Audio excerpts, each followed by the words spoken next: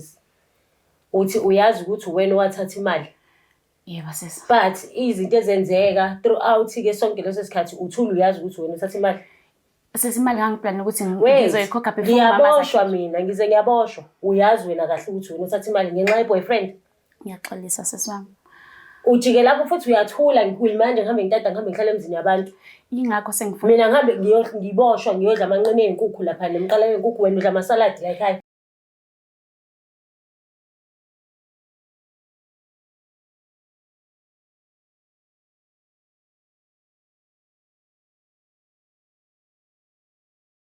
Sanibingelela nonke babukeli be-Black Life TV. Kwesinye isiqephu izinkinga zomndeni nihleli noLungstar. Namhlanje simenyiwe la ekhaya kwathiwa kena kunodaba afisa ukugonyuluka. Sawubona njani?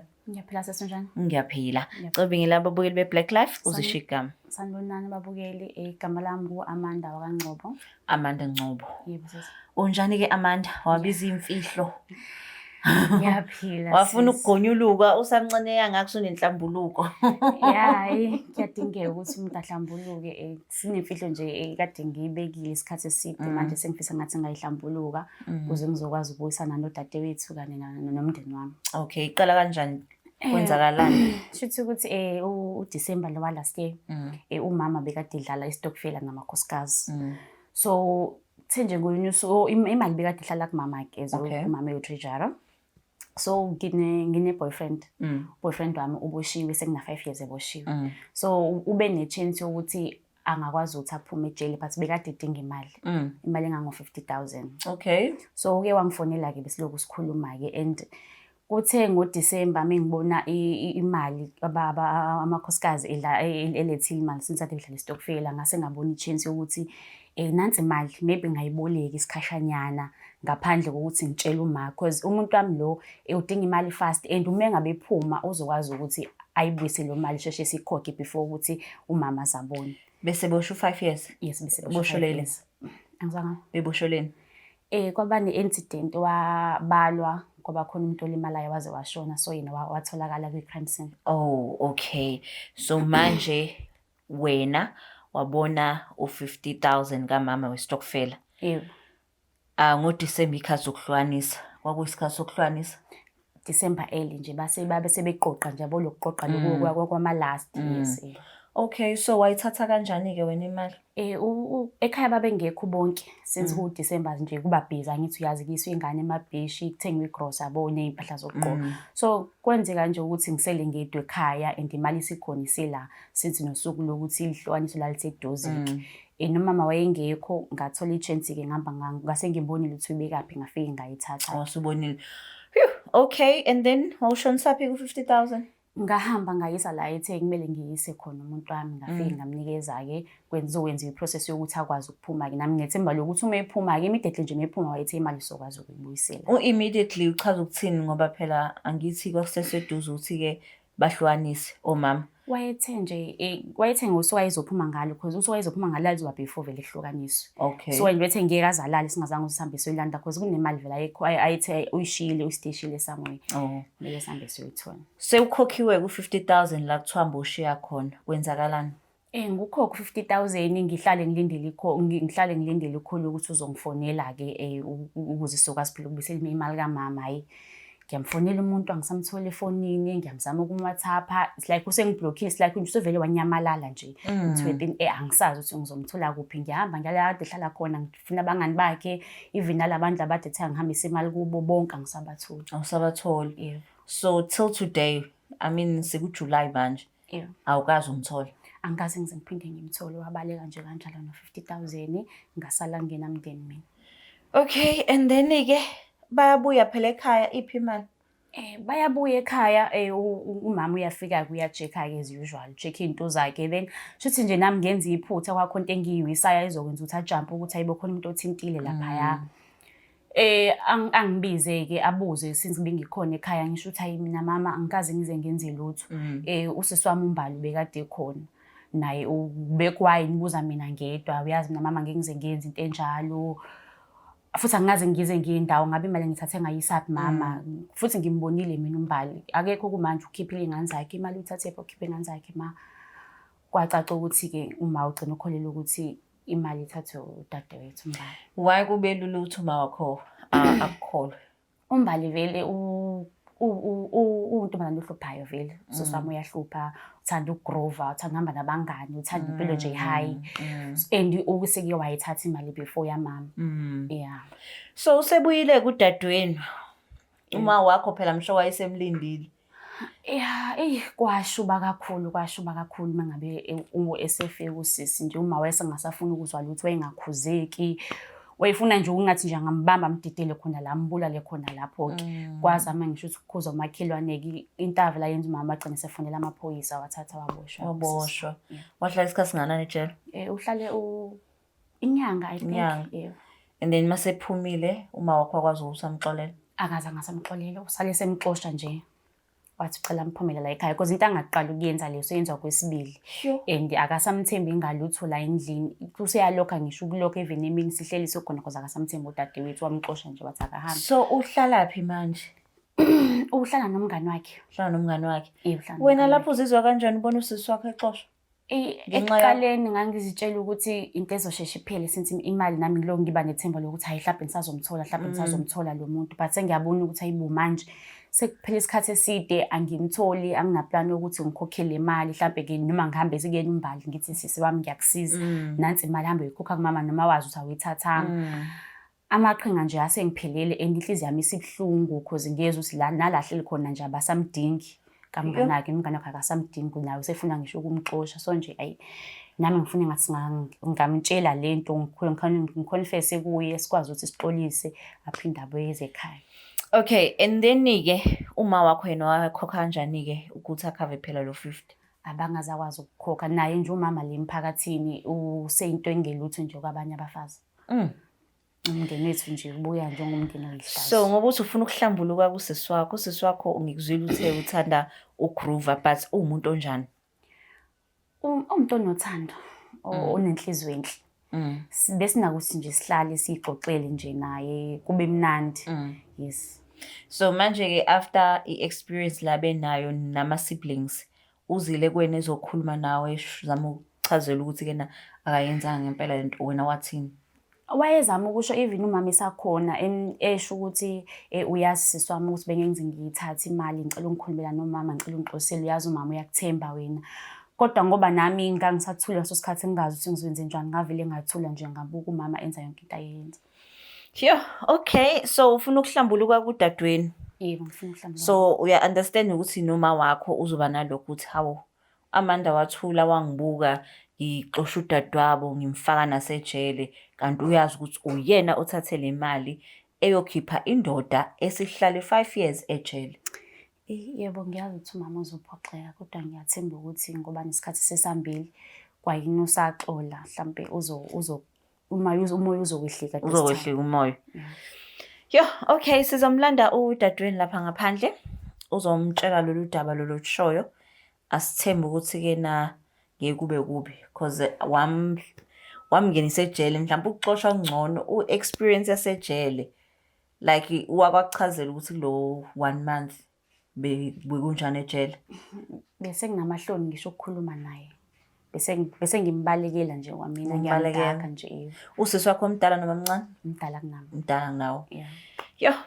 Okay niyayizwela ke babukele emakhaya ukuthi ke na usisi wakhe wathwala icala angalenzanga wayithola sesejele wayithola esexoshwe nasekhaya nomama wayithola ethukeka emphakathini but namhlanje uthi ufuna ukugonyuluka ahlambuluke kuyena amtshela ukuthi iqiniso ileli asimlando udadewabo.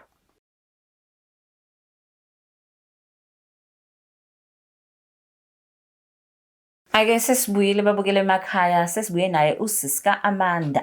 Sawubona sisi unjani? Ngiyaphila.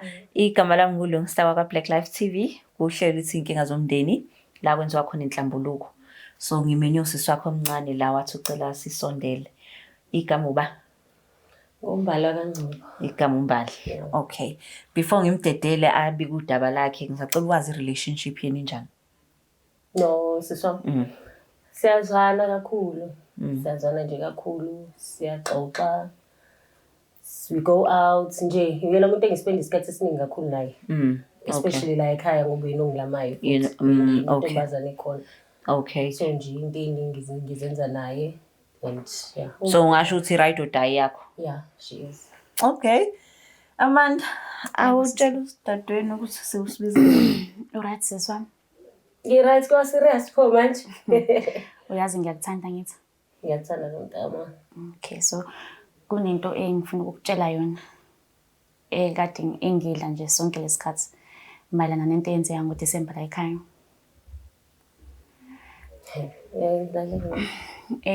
Lento le yenzeka ngemali yesitokfela imali kamama 50,000.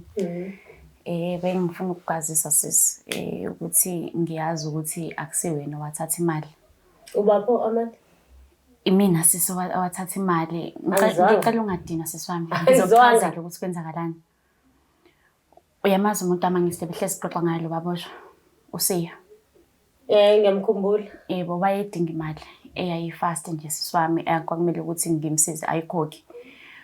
Imali Amanda ngicela ukuphulula imsisi. Uthi uyazi ukuthi wena wathatha imali. Yebo sisi. But izinto ezenzeka throughout ke sonke leso sikhathi uthula uyazi ukuthi wena uthatha imali. Sisi imali ngangiplan ukuthi ngizoyikhokha before mama. Ngiyaboshwa mina ngize ngiyaboshwa. Uyazi wena kahle ukuthi wena uthatha imali ngenxa ye-boyfriend. Ngiyaxolisa sisi wami. Ujike lapho futhi uyathula manje ngihambe ngitata ngihambe ngihlala emzini yabantu. Ingakho sengifuna Mina ngihambe ngiboshwa ngiyodla amanqine ezinkukhu lapha nemqala yezinkukhu wena udla amasalad la ekhaya. Ingakho sengifuna ukuconfessa sisi wami kuba nama ngisayithandi yonke lento eyenzakalayo. Angazi ngize ngiplan ukuthi kuze kufike la bengiyitshela ukuthi awuplananga kanjani Amanda imali engaka. Ngiyazi sisi wami ukuthi uyathula on top of that uyathula uzenza into engingazile ukuthi ngoba nakho ke mina la ekhaya kuyimina umuntu obheda kakhulu kumina ohleze errong. Wancomela ukuthi kube mina oxoshwayo la ekhaya. Kuphatha kahle nje ubusika bonke ngihlala emzini yabantu. Cha sisi wami ngiyazi ukuthi akukho. Uyakwazi ejele ukuthi kunjani? Cha. Uyahaleluya khona? Angikwazi. Ngiyacela ukuthi lento ngitshela yena uyiconfess emndenini kuba wena uyohlala lesikhathi engihlala ejele. Ngizoyenza noma yini ezokwenza ukuthi ungixolele. Are you sure about that? Yes, I'm sure. Ngaluza ingane zami, ngaluza ubaba wengane zami, ngaluza umsebenzi wami. Ungiqambela amanga. Ngiyaxolisa sisi wami. Hayi ungiboni kahle sisi. Ngicela ungixolele ngempela. Ayikho into engizoxolela yona. Izoyirivesa kanjani yonke lento eyenzakalile lento ngitshela yona ukuthi angixolele. Ngiyazi angeke sabuyele emuva kodwa ngiyanethemba lokuthi sangaqhubeka phambili. Wangibuka Amanda ngithathwa iveni la. Phambi kwakho. Ngathathwa iveni ngihamba ngangena esitokisini ngenxa yakho. Ngicela ungixolele. Phekwa lokho nje uzolokhu uzozenza umuntu omuhle la ulethela ukudla ulethela imali uyangitshitha nayo kwena leyo mali yantshontsha. Cha angiyintshontshe bengizama kanzima. Bengisave. Usungathatha 50,000 wonke yalo no 5,000 50,000 ngenxa yendoda. Ngangithi ngizokhokha yethe uzokwengithembisile ngaba isilima ngokuthemba yena. Akekho wangibalekela. Njengoba unganalutho kwaye wena ungathatha 50,000 uyonika indoda. Ngabe ngiyeza ukukhuluma ngemoto ehlaba uthenga imoto noma i-housebound into ezobe ikusiza. Ngangithi ngizama ukusiza nami ngangingazi. Usizani umuntu ongamazi ongazalwanga naye? Uzogaxelisa mina engizalwa nawe. Ngicela ungixolele. Angeke ngize ngixolele Amanda. Ngiyacela. Angeke ngize ngikwazi ukuxolela. Ngiyakukhumbula. Isikhathi singako usumoshele sona empilweni yami.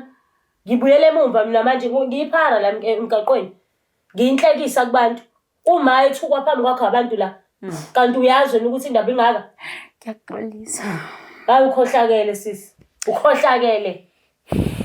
Where experience anelo ejele like ukumtshela. Kuningi sisi kuningi. Angithi sewudla ngamahla. Long stay. Yeah. So kuningi sisekwenzeka uyezwa. First thing lapha ke indawo yokuba khona. More especially uma umuntu vele ozazi ukuthi empilweni yakho ume kanjani. Yabo. Nanokuthi uyafikiswa lapha ziningi izinto ezenziwa lapha ya. Uphenduka usuba intombi, ubuyintombazane wena. Ube intombi yenye intombazane. Uyazi udadweni ukuthi ade usuyintombi nawe? Kanti usuyintombi phela into ozoyenza fanele uphile kahle nawe, fanele ube umuntu lapho. Fanele ungabe uzobheka, fanele uphathelwe ogwayi, ungaphathelwe ogwayi ulala ungadlile. Uyazizwa izinto I go through zona ulo usiswekho. Namhlanje ngihlala emzini yabantu. Ngikubuka ukudla ngicine ngokunuka. Kuphekwa. Ngoba ngicontribute lutho phela angisebenza, ngithi ngiphelele umsebenzi. Ngine criminal record mina manje ngenxa yaleyo into leyo. Ngiyakuzwa ukuthi ke nawe waphelelwa nomsebenzi. Kanti Amanda wayiyeka lento escalator to that level ukuthi azalahlekelwe isinkwa sakhe. Yonke into yenzeka nje ngokusheshsha nami ngangazi ukuthi kanti cha ngiyakuzonda. Umama ngazaza amfake ejele. Angitshela ukuthi umama uzomfaka mhlambe lo 2 days abese yamkhipha kangayi. 2 days wona kwalo 2 days do you even know ukuthi njani ijele? Cha. Ingube eyinuka yengcolile. Kuyimanje ngikhohlela mhlambe ngine TB for almost the time ngene ejele ngiyakhohlela selokho ngabuyi. Ngiyaxolisa kakhulu. Ayikho into ozoyi-reverse. Ukuxolisa kwakho doesn't make any difference manje. Uma benganyama ucabanga ukuthi mina ngitshontshe imali. Leyo mali engakaze azayibone kusho ukuyibona. So manje yena-ke iyayithine yakhe indaba. Wayasho ukuthi angiconfesse if kuwukuthi le mali ngithathe ngempela angize ngikhulume nomndeni ngibatshele ukuthi cha imali ngithathile ngiyayazi. Ngithi wena-ke kuwena umuntu oqala-ke ngathi noma nginemali ngicabange wena. Sengakufihlela imali engako 50,000. That's a lot of cash. Kwakudalwa yini ukuthi angakukholwa aze akulahle? Ngoba akakholwa phela uyabona ukuthi wonke umuntu against mina kanti khona i-mistake yake similar to this. Kodwa kwangayona imali etheni.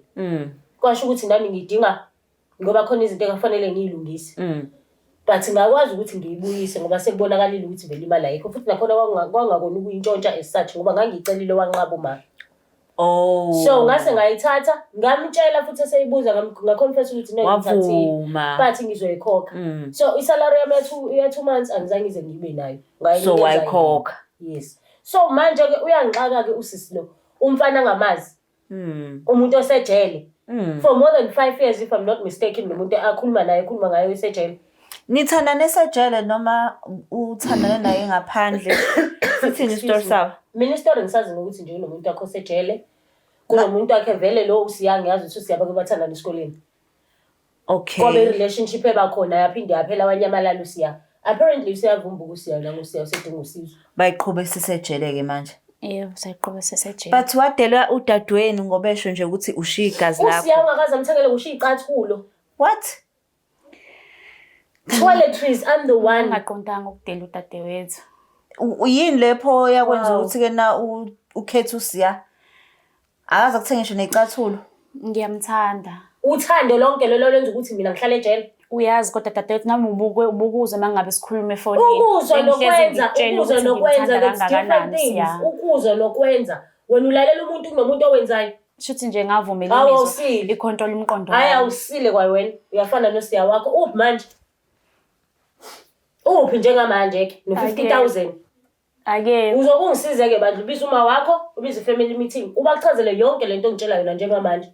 Uhambe uye emsebenzini la kade ngisebenza khona ufike uconfess ukuthi ayikho lento oyisho. Ngithe ngizowenza noma yini ukuze ukwazi ungixolela. Ngiyacela ungisizeke bandla. Yabantu bakela kuDecember manje anginagqoka kanje anginazi ingane ezogqoka kanje yami. So manje ngikuzwe uthi kena walahlela nayo ingane. So ubaba wayingane wayithatha yini? Wayithatha ingane. Ngoba phela ngeke izohlala nomuntu osejele. Bengaziwa nanokuthi ngizohlala isikhathi esingakanani ejele.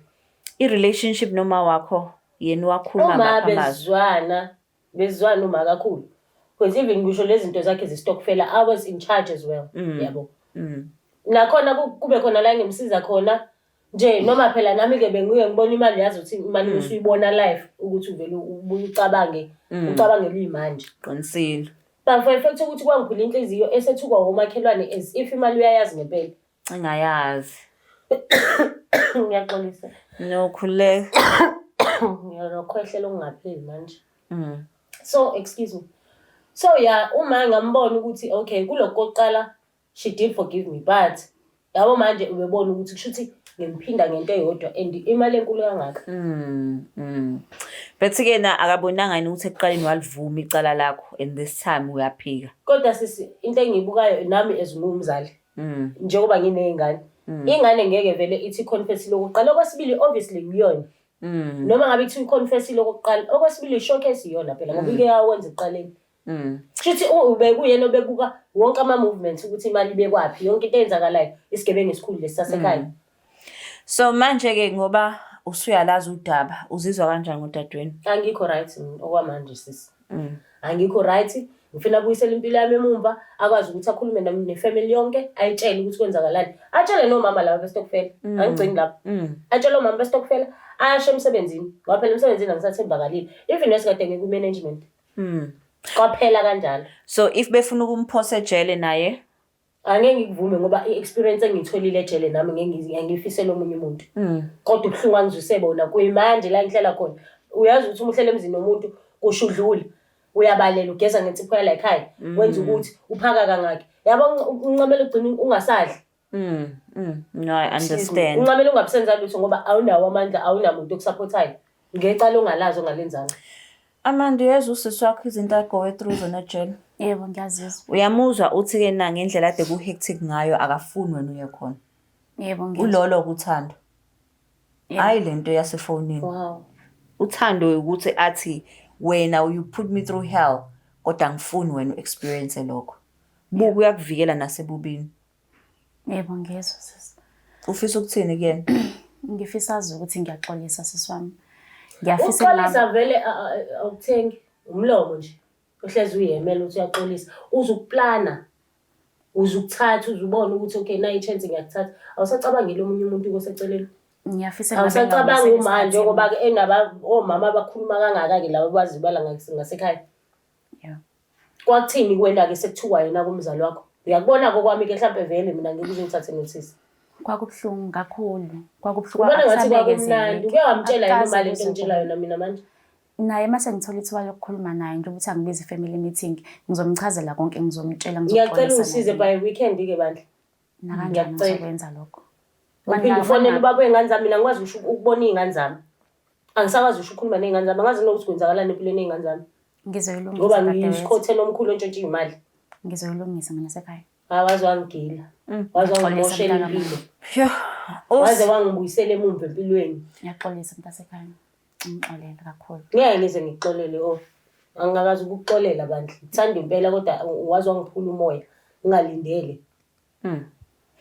Yazi ngabe ngiyeza ukube uthi kunomuntu owambona eyithatha asikhulume noma asikwazi ukuthi uzongitshela ukuthi wena.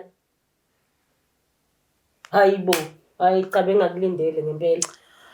Unfortunately uma wakho ngizwe ukuthi-ke na akekho la. I would have loved ukuthi na naye azoyizwela sizama ukuthi silungise eyakhe-ke i-relationship nodadweni. But-ke uthando awumkhombisanga uthando udadweni. Uhanjiswe njena ukuthi uthathwe umuntu okukhuluma amaganyana efonini. Mawukuthi uyabuya usiya, I don't know, noma naye uzomletha lana yini azoxolisa kudadweni. Angikholwa ukuthi nje ngisafuna ukumbona kwayena loyo. Imali pho, imali izothathwa. Kufanele ayibuyise imali. Laba-ke for sure ngeke phela ukuthi imali wayihambisa ejele wayomnikeza, wayomnikeza khona owabanikeza yona, wanikeza ba? Angisabatholi bonke abantu angixhumanisana. Dade siswazojabula.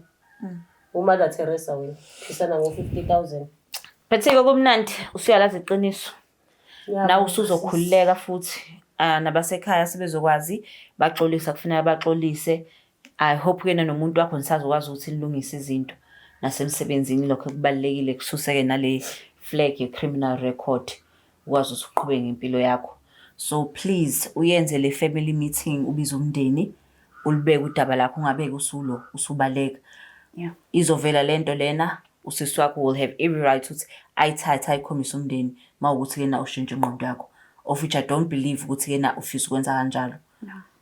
Okay. Angazi noma singathumela yini umuntu ozokwazi ukuthi akhulumisane nani uchwepheshe. Nibe niqala i-healing process nobabili. Bengajabula kakhulu especially for yena sis because ngiyabona ukuthi ulimele kakhulu emqondweni nasenhlizweni. Yeah. Ungavuma lokho? Ngingakuvuma sis ngoba kuningi nje. I just need someone to talk to. Yeah. Kuningi kakhulu. No, so thumela umuntu. Yo, nayizwela-ke babukele emakhaya ukuthi-ke na usisi wakho omncane wenza iphutha lobulima ukuthi akholwe umuntu wesilisa osejele ukuthi-ke na uzophuma ibuyisa imali kamama. Wapixa umndeni, udadewabo waboshwa, waxoshwa emsebenzini, waluza iy'ngane zakhe ne-relationship. Konakala kakhulu ngenxa yomuntu angamazi nokumazi ukuthi-ke na unalo yini iqiniso. But okumnandi-ke usisi wakho useyazi usezokwazi ukuthi-ke na alungise izinto nomndeni wakhe. So Black Life TV sinithanda kakhulu. Please don't forget to share, like and subscribe. Bathi siyawushaya kwamakhelwane bajabulile kungakuhlangani yebo khona kubuhlungu kunini ozama ugembula efonini ekhasino uma uthi udlala ibhanoyi livele lindize noma liphahlazeke lingakasoki icwile kanjalo ke imali yakho sekuyisikhathi sokuthi kuphele konke lokho sondela Black Life Traditional Pharmacy uthola ibhodlela elihamba nesiwasho ikhombo yodumo kuphela amathunzi amnyama kuvuleka inhlahla zakho uma ngenelele Clever ubuye nayo izwa lemali ukuze uthole le combo ke kulula kumele ukwenze. Faka i-order namhlanje ku 062 219 7748. Umsebenzi wethu ukukudilivela wena mawufaka i-order noma ngabe kuphi magumba manomhlaba. Black Life Traditional Pharmacy, izimpande zama-Afrika.